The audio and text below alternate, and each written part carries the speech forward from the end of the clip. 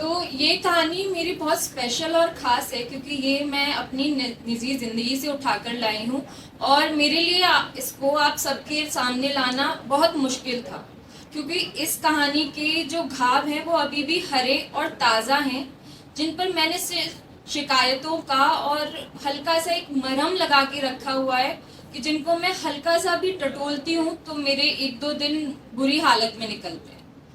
तो मैंने इस कहानी को इबादत इश्क इसलिए लिख दिया क्योंकि जब इश्क में इबादत मिलती है तो वो इश्क बच्चों जैसा मासूम हो जाता है।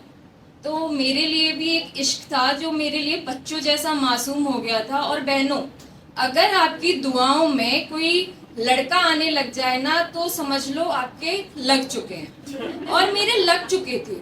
ये बात है कुछ दिसंबर 2022 की, जब मुझे एक लड़का पसंद आया।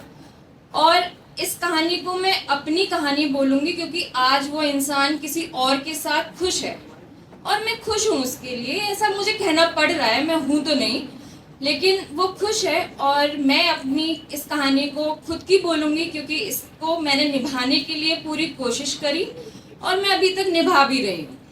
चाहे वो जुदाई है लेकिन है कहीं ना कहीं। तो कहानी को स्टार्ट करने से पहले मैं 2 लाइन ज़रूर बोलूँगी कि मोहब्बत का शोर शराबा करके उसने इस मोहब्बत का इजहार किया और जब निभाने की बारी आई तो रिश्ते का भी लिहाज न किया। तो मेरी कहानी स्टार्ट हुई 2 साल पहले, जो हम 90s किड का सबसे बड़ा टिंडर हब है इंस्टाग्राम।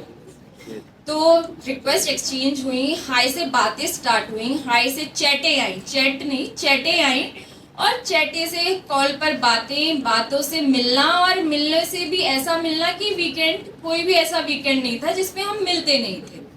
और फिर उसके बाद लड़कों में बातें फैली और उसके दोस्तों ने मुझे भाभी बुलाना स्टार्ट किया। अब इसके बाद वो मेरी लाइफ में ऐसा आया कि वो हवा की झोंके की तरह था और मैं सूखे पत्ते की तरह बस उड़ती चली गई उसके साथ। और बस क्या था, फिर मैं खुद को भूल चुकी थी। वो मुझ में था, मैं उसमें थी। बस हमारी कहानी स्टार्ट थी और इसी भावनाओं में बहते बहते हम पहुंचे अपने रिश्ते को स्टार्ट करने से पहले लैंसडाउन की वादियों में। और आप सर्च करना, लैंसडाउन में एक शिव मंदिर है, तो वहाँ मैं अपने शिव भगवान को बहुत मानती हूँ। मैं सोचा इस रिश्ते को स्टार्ट करने से पहले चलो वहाँ चलते हैं। तो वहाँ उन घने पेड़ों के बीच ताड़ के हरे लंबे पेड़ और वहाँ की हवाओं में कुछ अलग ही नशा था। मुझे लगता है शायद माँ पार्वती ने भोले शिव जी को पहली बार ही देखा होगा और कहा होगा कि आप मुझे पसंद हैं, क्योंकि मैं अपने पसंदीदा मर्द के साथ थी और मैंने उसका हाथ पकड़ा। मैंने बिल्कुल भी देरी नहीं की और मैं अपने भगवान के सामने जाकर खड़ी हो गई और बोला कि देखो, ये मेरे सामने खड़ा है ना, ये मेरा है, अब प्लीज इसको कहीं दूर मत जाने देना, ये मेरा लास्ट है। जो भी था ये, लेकिन ये मेरा लास्ट है, प्लीज इसे मत जाने देना अब मेरे पास से, ये मेरा है। और मैं पलट के उसके साथ चली गई। मैंने ये भी नहीं देखा कि मेरे भगवान ने पलटकर मुझसे क्या कहा। और फिर उसके बाद मेरी जिंदगी ने अलग मोड़ लिया। मेरा तो मुझ में कुछ रहा ही नहीं था, सब कुछ उसका था। उसके सपने मेरे सपने, उसकी प्रॉब्लम मेरी प्रॉब्लम, उसकी खुशी मेरी खुशी, उसके दोस्त मेरे दोस्त। अरे मोहब्बत तो ऐसी ही होती है ना, जहाँ पे 2 इंसान 2 नहीं रहते, वो हम हो जाते हैं। तेरा क्या मेरा क्या, वो हम हो जाते हैं। और मैंने तो वो मोहब्बत कर ली थी और मुझे हो गई थी।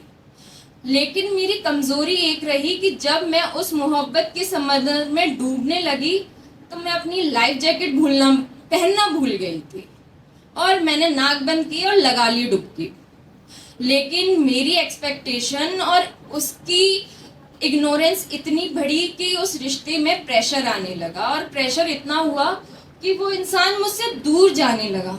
मैं उसकी तरफ देख रही हूँ कि हाँ, वो मुझसे दूर जा रहा है। मैंने सोचा मेरा है, आएगा एक दिन, बात करूंगी, उसे समझाऊंगी।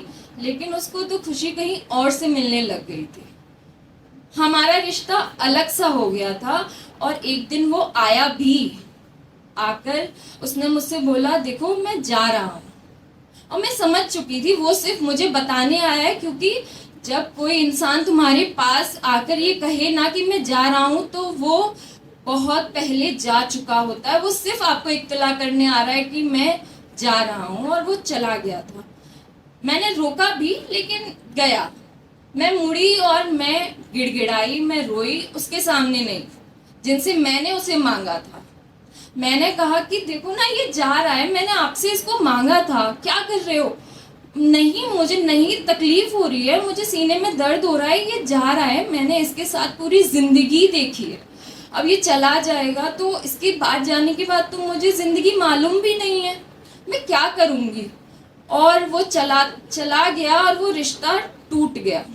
ये सिलसिला 1 महीने तक चला, और एक दिन मैं संभल कर बैठी और मैंने खुद से कहा, मुझे अंदर से एक जवाब आया कि देख, मांगा तूने था, दुआएं तूने की थी, और शायद क्या पता मैं तुझे उसे दे भी देता, लेकिन उसने कभी तेरा मुझसे जिक्र तक नहीं किया। और उस दिन मैं संभल गई कि हाँ, शायद मैंने ही मांगा था, उसने कभी नहीं मांगने की कोशिश करी। तो जाते जाते वो कमबख्त इतना बता गया कि ज़रूरी नहीं कि कोई तुम्हें कमिटमेंट दे रहा है तो वो निभाएगा, तुम्हें भरोसा जता रहा है तो बरकरार रखेगा, तुमसे प्यार कर रहा है तो उसे निभाएगा। और बहनों और भाइयों, अगर आप जब भी किसी भी समंदर में प्यार के में कूदे ना, तो लाइफ जैकेट पहनना ना भूलें, अपने लिए स्टैंड लें। Thank you.